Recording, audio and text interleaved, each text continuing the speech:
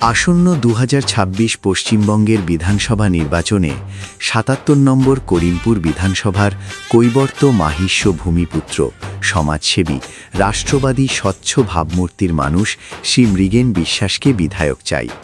এটা ধর্ম বর্ণ নির্বিশেষে সকল মানুষের দাবি। মৃগেন বিশ্বাসকে চাই এলাকার কথা বিধানসভায় তুলে ধরার জন্য।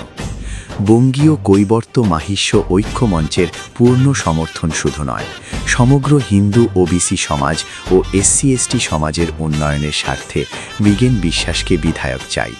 শোন রে শোষক, শোন রে শাসক, সময় তোদের শেষ। কৈবর্ত আজ জেগেছে দেখ, কাঁপছে বাংলা, কাঁপছে দেশ।